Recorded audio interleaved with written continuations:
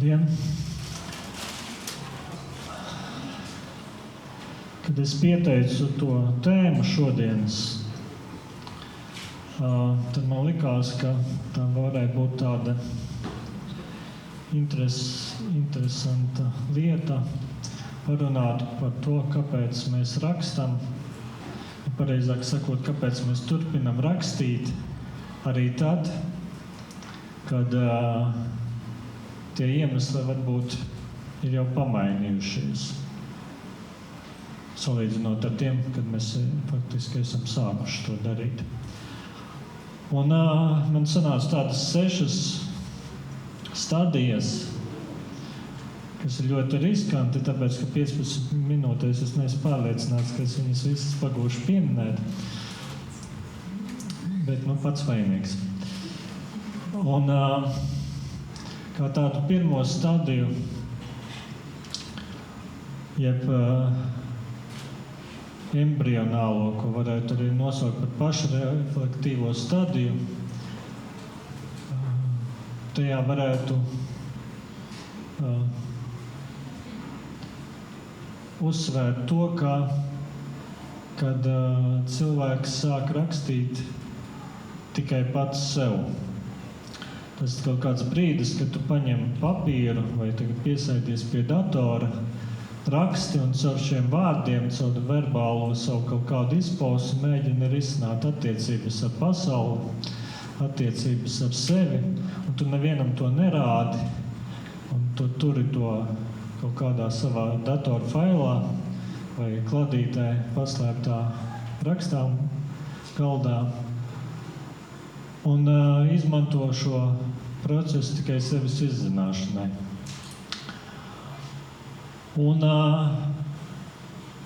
tas ir tāds laiks, kad saturs dominē par formu.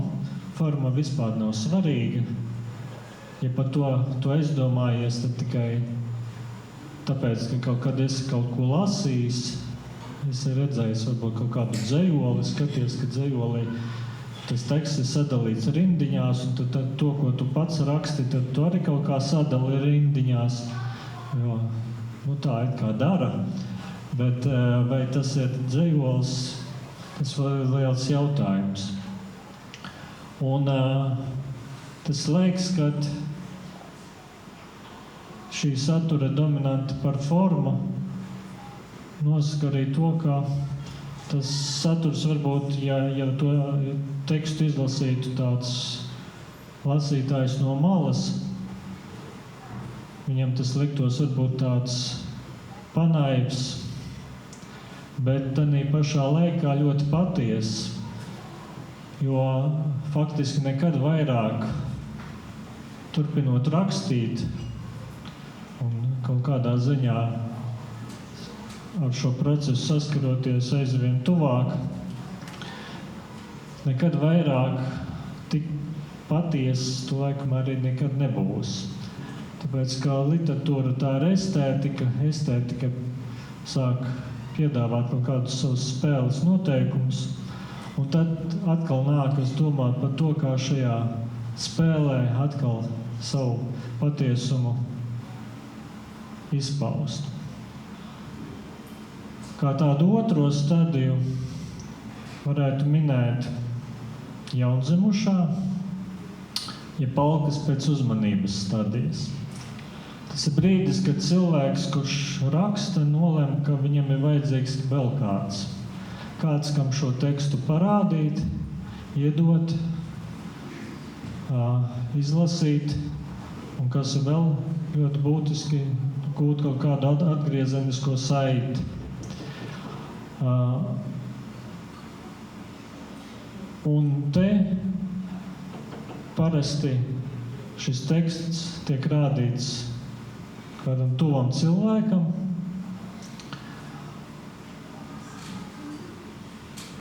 un vēlāk varbūt arī kādam nedaudz attālākam cilvēkam, bet ar šiem pašiem tuvākajiem cilvēkiem ir viena liela problēma. Viņi parasti izlasa nevis tekstu, bet izlasa tekstu kā tevis turpinājumu. Viņš zina par to tekstu vairāk nekā pašā tekstā ir pateikts. Es te parasti minu tādu piemēru ar vectēvu, par kuru var uzrakstīt tādu rindiņu: tavā dzimšanas dienā mēs visi sasēdāmies ar 20 gadus vecu pagātni. Un tie, kas pazīst vectēvu, teiks, jā, tiešām. Kāpēc? Tāpēc, ka vectēvs, vecs cilvēks būdams, uz svētkiem pārāk vairs neuztraucās par to, lai tie tiktu sarīkoti ļoti svinīgi un atbilstoši. Viss tiktu uzkops un uzfrišināts, viņš vienkārši apklāja galdu ar vecām avīzēm. Un tad šīs te rindas, tavā dzimšanas dienā mēs sasēdāmies ar 20 gadus vecu pagātni, iegūst citu nozīmi, jo, ja mēs zinām, ka tas galds ir apklāts ar vecām avīzēm.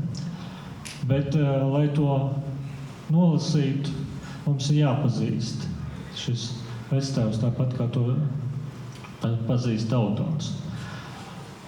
Un tāpēc tie tuvākie lasītāji nav tie paši veiksmīgākie, jo viņi nolasa tekstā to, kā pašā tekstā nav.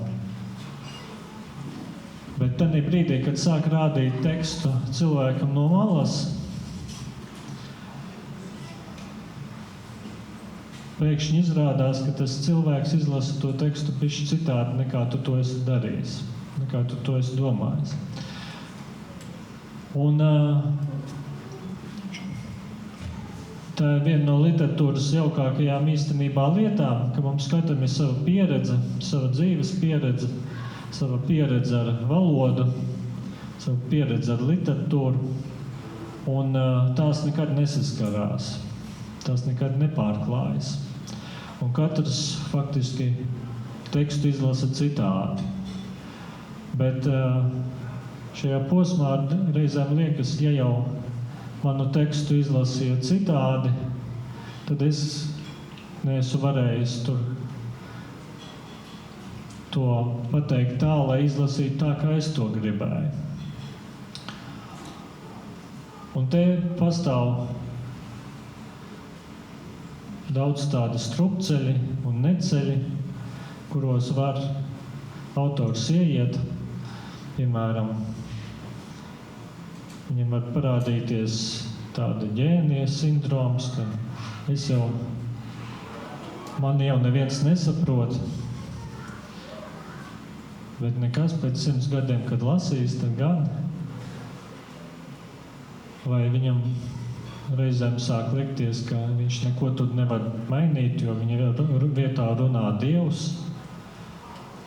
Vai arī, ko ar mani reizēm gadījies dzirdēt, kad saka uz katru defektu, ka tas īstenībā ir efekts. Proti, ja saka, ka teksts ir garlaicīgs, tad saka, bet es arī gribēju, lai lasītājs garlaikojas. Es saku, ka teksts ir nesaprotams, bet es arī gribēju, lai neviens neko nesaprot.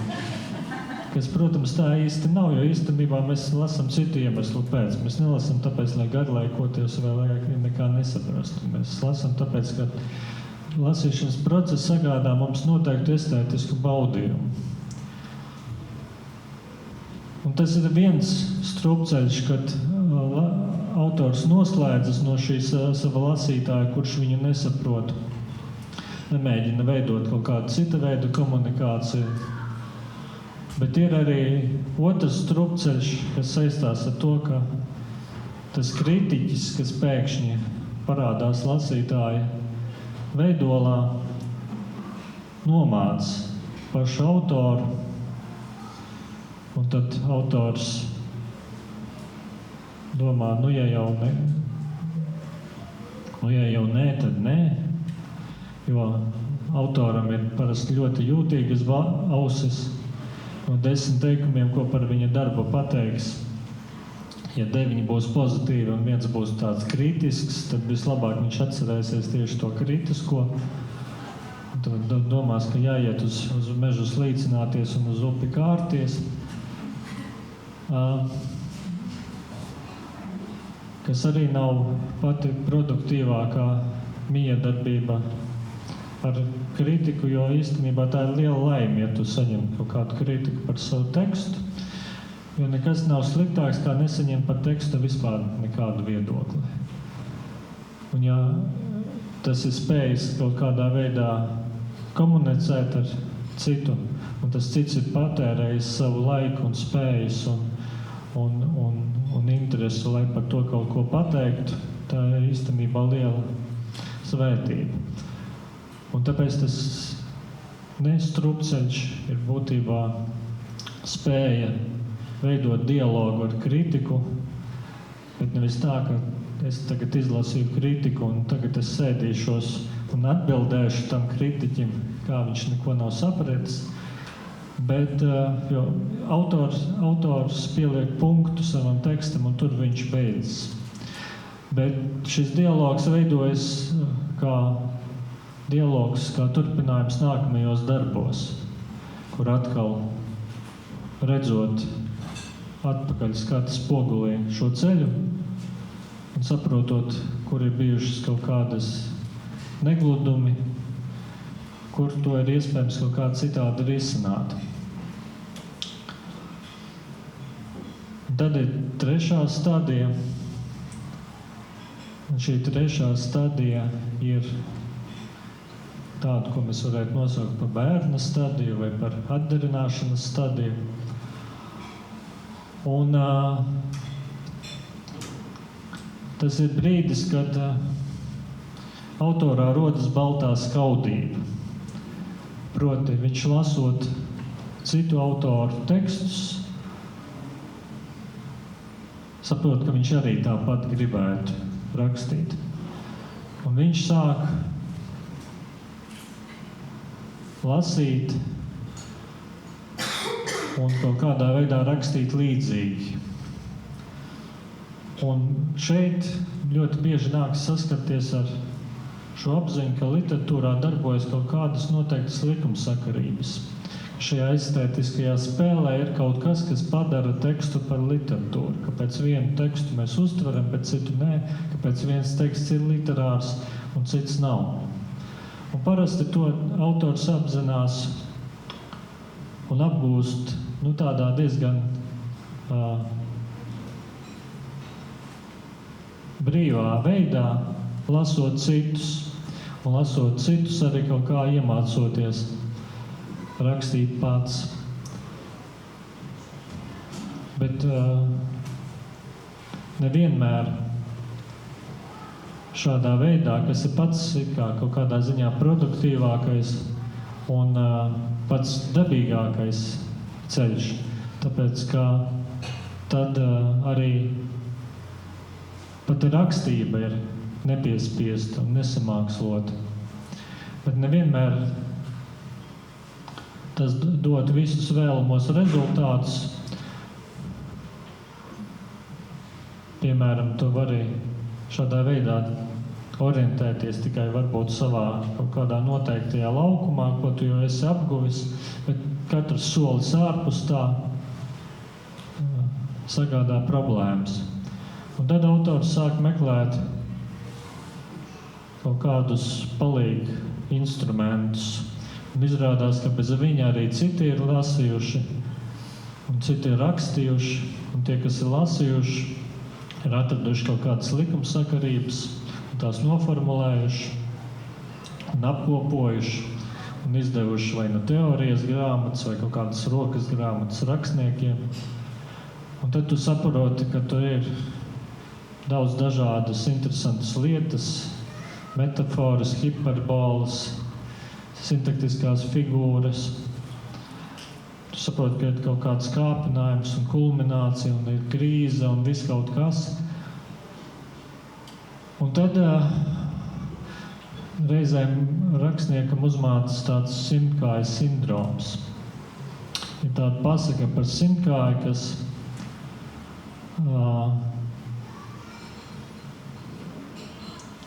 gāja savu ceļu, viņam pretī rāpoja cits kukainis, un tas cits kukainis saka, klausies simtkājas, uz tevi skatījos un nekādu nevaru saprast. Kā tas ir? Tev ir veselas 100 kājas, un tu tās visas vienlaicīgi kustini. Kā tev tas izdodas? Un simtkājas padomā, jā, tiešām, Man ir 100 kājas, un es tās visas kustinu. Kā es to īsti daru? Un tajā brīdī, kad viņš to sāk domāt, tad brīdī viss nekā. Viņi sāk piņķerēties, ķerties, un viņš vairs nezina, ko darīt. Un tā ir reizēm rakstnieku, kurš sākot apgūt kaut kādus tehniskos paņēmienus, pēkšņi saprot, ka neko viņš vairs nevar.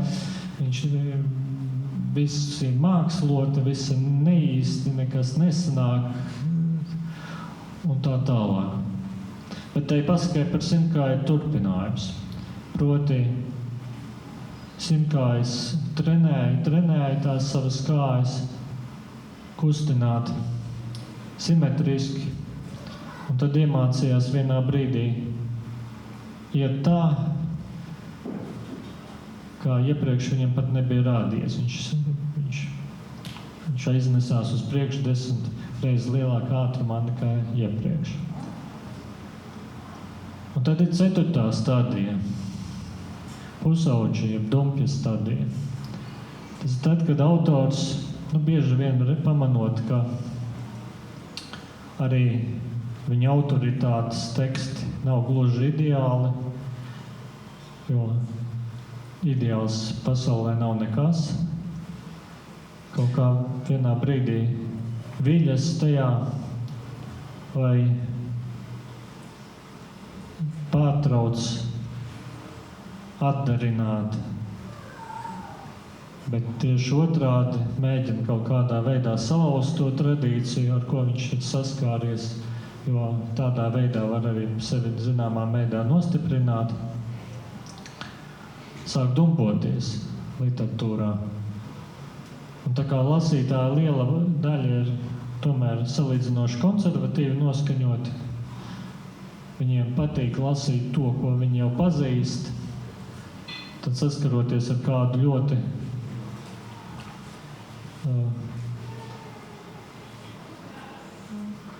kardinālu tradīcijas nolieguma gadījumu, viņi sāk sašust. Un arī šim autoram, ja viņam iepriekš nav bijusi nekāda atsaucība viņa darbos, pēkšņi sāk likties, jā, bet tā arī ir reakcija.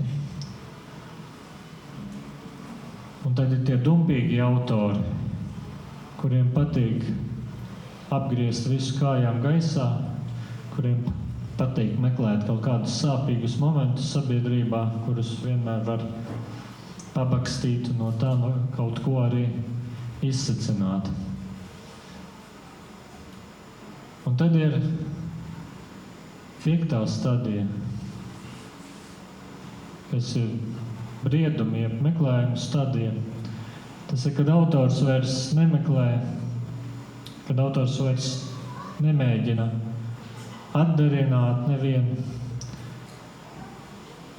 bet viņš arī nemēģina nevienu apvērst kājām gaisā, nemēģina neko laust. Bet, kad viņš atrod to līdzsvaru un atkal atgriežas pats pie sevis. Tikai šoreiz viņš atgriežas pie sevis tā, lai rakstītu tādu literatūru, kādu viņam patiktu lasīt, ja viņš nebūtu tās autors. Un tas pats grūtākais vispār literatūrā, kas īsti ir tā tēma, ko pieteica Inga, tas ir paskatīties uz savu tekstu no malas. Man liekas, neviens tā īsti to nekad arī neiemācās, bet jo tuvāk tas izdodas, jo tuvāk šai brieduma stadijai autors arī nonāk. Un arī šie meklējumi tad atkal kļūst dzīvi un patiesi. Un visbeidzot ir pēdējā, 6. stadija, atkārtošanās, jeb novecošanas stadija, kad autors jau visu ir atklājis, viņš visus savus paņēmienus jau ir izmēģinājis, un viņš vienkārši tos atkal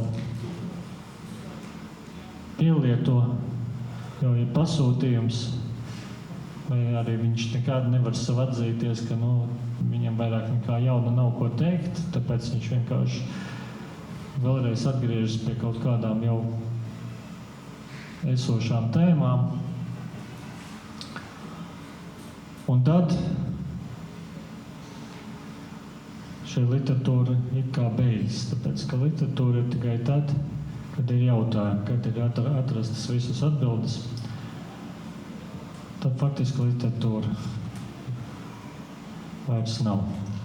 Tā, man liekas, noteikti es pārcērēju savu laiku, bet vismaz pieminēju visas